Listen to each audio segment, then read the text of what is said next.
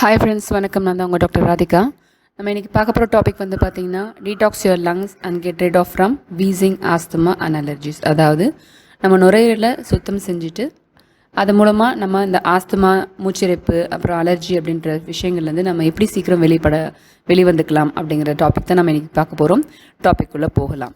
So மெயினாக இந்த சீசனில் முக்கியமாக நமக்கு போன மாதத்துலேருந்து நமக்கு மழை சீசன் ஆரம்பிச்சிருக்கு. ஸோ கிட்டத்தட்ட நம்ம டிசம்பர், ஜான்வரி வரைக்கும் வந்து பார்த்திங்கன்னா இந்த குளிரும் மழையும் இப்படி இருந்துட்டு தான் இருக்கும். நிறைய வந்து ஆஸ்துமா, அலர்ஜி, இந்த மாதிரி அலர்ஜிக்கு லைக் இந்த மூச்சிறைப்பு நிறைய பிரச்சனைகள் நிறைய சின்ன பசங்கள்லேருந்து பெரியவங்க வரைக்கும் ரொம்ப சஃபர் ஆகிட்டு இருக்காங்க. அதனாலே முக்கியமாக இந்த டாபிக் நம்ம சூஸ் பண்ணியிருக்கோம். ஸோ இன்றைக்கி நம்ம 2 டாப்பிக்காக பார்க்க போகிறோம். இன்றைக்கி டாப்பிக்கில் ஒரு சிம்பிளான ஒரு ஹோம் ரெமடி, ஒரு சின்ன பொடி வந்து நம்ம வீட்டிலேயே ஒரு ஹெர்பல்ஸ் எல்லாம் வச்சு ஒரு பொடி ரெடி பண்ணிக்கிட்டு அதை நம்ம ரெகுலராக எப்படி நம்ம எடுத்துக்கலாம், என்னென்ன அளவில் எடுத்துக்கணும் அப்படிங்கிறத நம்ம இன்றைக்கி பார்க்க போகிறோம். நெக்ஸ்ட் டாப்பிக்கில் வந்து பார்த்திங்கன்னா உங்களுக்கு என்னென்ன மாதிரி மூச்சு பயிற்சிகள், என்ன மாதிரி ஆசனங்கள் செய்கிறது மூலமாக இந்த மூச்சு லைக் இந்த வீசிங் ப்ராப்ளம், ஆஸ்துமா ப்ராப்ளம் உள்ளவங்க விடுபடலாம். அது போக நம்ம ஒரு ஹெல்த்தி ட்ரிங்க், டீடாக்ஸ் ட்ரிங்க்கு ஒரு நாள் ஃபுல்லாக ஒரு நாளைக்கு என்னென்ன மாதிரி எடுத்துக்கலாம் அப்படிங்கிறத நம்ம நெக்ஸ்ட் டாப்பிக்கில் பார்க்க போகிறோம்.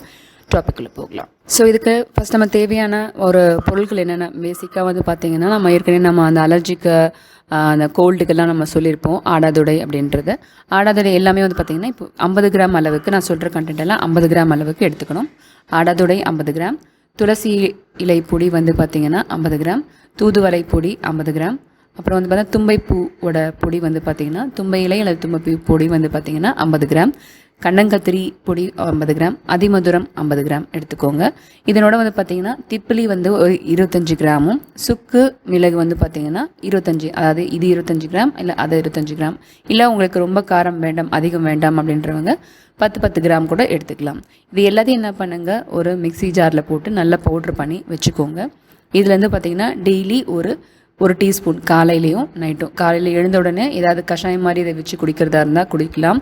இல்லாத பட்சத்தில் சாப்பிட்டதுக்கப்புறம் கூட வந்து பார்த்திங்கன்னா 1 டீஸ்பூன், பெரியவங்களாக இருந்தால் 1 டீஸ்பூன் எடுத்துக்கலாம். சின்ன பிள்ளைங்களாக இருந்தாங்கன்னா 1/4 டீஸ்பூன்லேருந்து 1/2 டீஸ்பூன் வயசுக்கு ஏற்ற மாதிரி எடுத்துக்கோங்க. இது வந்து தேனில் குழச்சி சாப்பிட்டதுக்கப்புறமா நல்ல வாயில் போட்டு மென்று கொஞ்சம் கொஞ்சமாக அதை நம்ம எப்படி சொல்லணும், நம்ம அந்த ஒரு கேண்டி, அதாவது ஒரு மிட்டாய் போட்டு நம்ம எப்படி நம்ம வச்சு சாப்பிடுவோமோ அது மாதிரி கொஞ்சம் வாயில் வச்சு கொஞ்சம் கொஞ்சமாக அதை முழுங்குங்க. அது என்னென்னா நம்ம சுவாச பாதைகளில் இருக்கிற அந்த அலர்ஜி, அது ஃபுல்லாகவே அந்த மருந்தோட தன்மை வந்து உள்ளே இறங்கும் போது அலர்ஜிக் ரியாக்ஷன்ஸ், அதாவது மூச்சு விட ரொம்ப கஷ்டமாக இருக்கிறது, அலர்ஜிக் ரியாக்ஷன்ஸ் ஆகிறது, அதே மாதிரி வந்து பார்த்திங்கன்னா வீசிங் அப்படின்னு சொல்கிற இந்த மூச்சோட கஷ்டமாக இருக்கிற விஷயங்களுக்கு ஆகக்கூடிய அலர்ஜிக் ரியாக்ஷன்ஸ் எல்லாத்தையும் வந்து பார்த்திங்கன்னா இந்த சொல்லியிருக்க இந்த கண்டென்ட் உள்ள பொடி வந்து பார்த்திங்கன்னா உங்களுக்கு கண்ட்ரோல் பண்ணும். இது ரெகுலராகவே ஒரு 2-3 மந்த்ஸில் இப்போ நம்ம சொல்கிற மாதிரி இப்போ ஜனவரி மாதம் முடிகிற வரைக்கும் கூட நீங்கள் ரெகுலராகவே எடுத்துகிட்டு வரும்போது நான் சொல்கிற இந்த வீசிங் ஆகட்டும், ஆஸ்துமாவாகட்டும், இல்லை அலர்ஜிக் ரியாக்ஷன்ஸ் ஆகிற லைக் அடிக்கடி தும்மல் வர்றதாகட்டும் எல்லாமே வந்து பார்த்திங்கன்னா நல்ல ஒரு கண்ட்ரோலில் வரும். ரெகுலராகவே எடுத்துகிட்டு வாங்க. மெயின் திங், காலையில் ஒரு வேளை சாப்பிட்டதுக்கப்புறம், நைட்டு ஒரு வேளை சாப்பிட்டதுக்கப்புறம் எடுத்துகிட்டு வாங்க. உண்மையாகவே நல்ல ரிசல்ட்ஸ் இருக்கும். இன்னொரு மெயின் திங் என்னென்னா, இந்த மெடிசன் சாப்பிட்ட உடனே ஒரு 1/2 மணி நேரத்துக்கு தண்ணி எதுவும் குடிக்க வேண்டாம்.